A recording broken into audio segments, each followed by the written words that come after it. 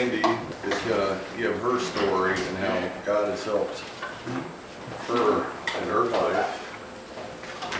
I mean, Mandy's taking time out of her busy schedule, being a mom with 4 kids, and what her story is telling is her story, and it's how it affected her life. So, with that, you mean? A little bit about myself. I have been married for 16 years. I have 4 kids. I work full time, and I have a lot of stuff going on. So last year I told my story, and you know, everyone hears the same thing. You know, you hear, you know, I did drugs. Drugs are bad. Then I found God, and now everything's good. You know, that's how it all goes down usually.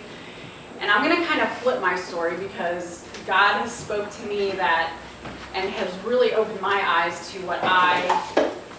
truly what the root of my problem is, and how the consequences and the choices that I made in my life are affecting me today.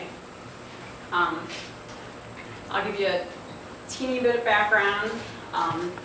I was probably 13 when I started doing drugs. Started smoking cigarettes like everyone does, and then it rolls into a little bit of pot. And that's the one thing I can't stand when a lot of people say, and I hear it from all of you guys, oh, it's just pot. What? When you hear my story, it's just not pot. Pot leads to other things because you're letting Satan open that door. You just let him open that door to your life, and you don't know where it's going to end up. So, of course, I smoked a little pot. That wasn't good enough. So then I started dropping acid all the time. That wasn't good enough. So I thought, I'll snort some coke for a while. Didn't like that at all. Stopped that real quick. But I was a functioning addict. I went to school every day. I worked a full-time job. I played 2 parts. I played the jocks, the preps, and I played the stoners. But of course, the stoners took over my life. I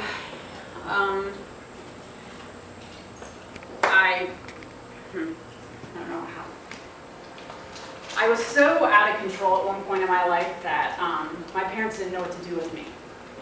Because at one point, I was high so much, and I did so many wrong things, and I lied, and I stole from people, and I had nothing to show for it.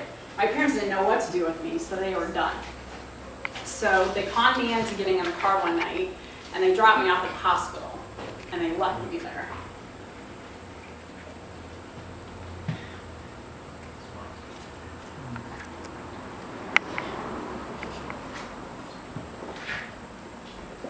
That part doesn't make me sad. The next part makes me sad. One, I didn't know I was a problem. I thought I was a little rough around the edges. But I truly didn't think 2 people that loved me dearly were going to give up. And they did. So, I was locked up for 2 months, and they put me through all this therapy, and in that 2 months, one person came to visit me. And that was my dad. So, fast forward. So anyways, I get out. Of course, I rebelled even more. I did more drugs because I didn't think I had a problem. Senior year, you know, gonna graduate 18, I get knocked up. Wow. That was like the icing on the cake for everyone.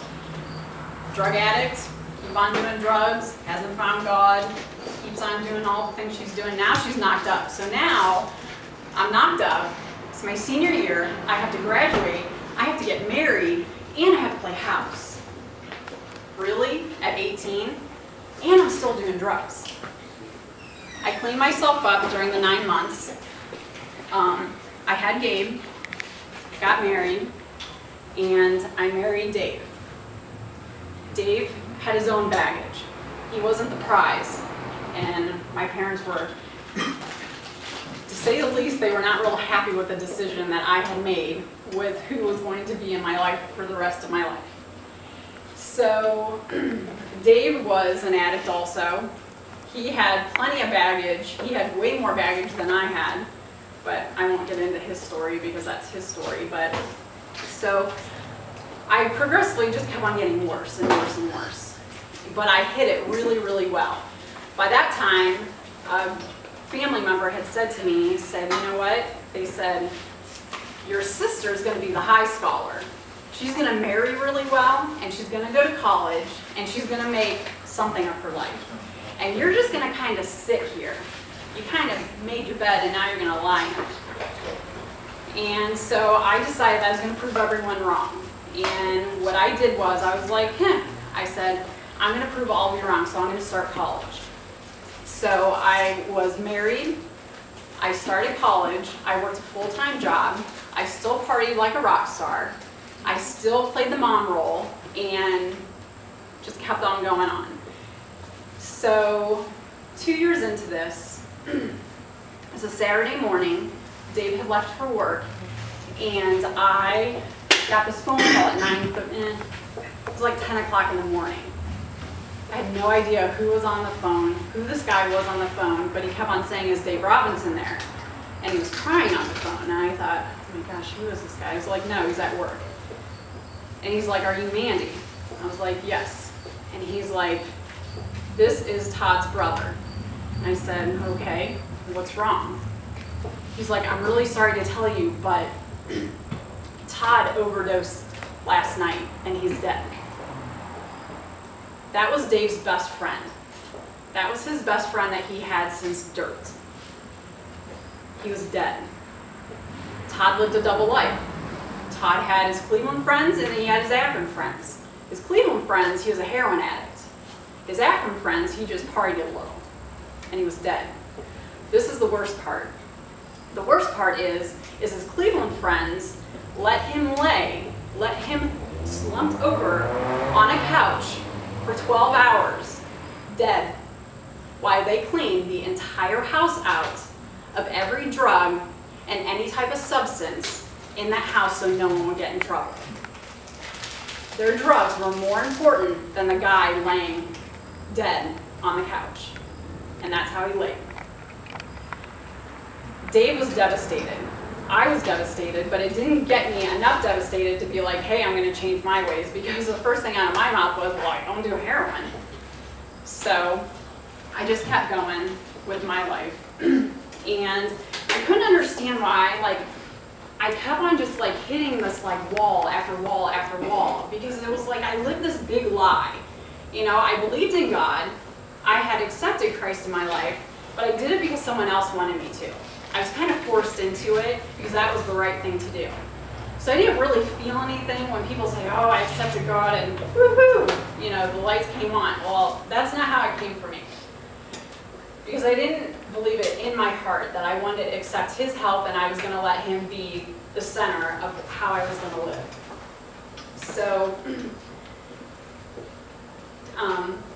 So moving forward, at 26, I decided that things were very rocky and things I needed to change. So I, at 26, accepted Christ. And I thought, wow, this is my ticket out of all my problems and I'm going to get better.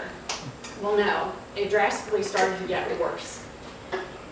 And school, I still was doing everything I was doing, and I then had a couple more kids, and so it was, I'll fast forward just a smidge. It was 7 years ago, 6.5, 7 years ago. I went to school, I went to church faithfully every Sunday, and I go to Freshwater by Durling Park. I pulled into the parking lot that day, and I was like, what on earth is going on in the park? I kind of ignored it. There was a ton of people in the parking lot, and I was like, I just want to get into church. I don't know what's going on. So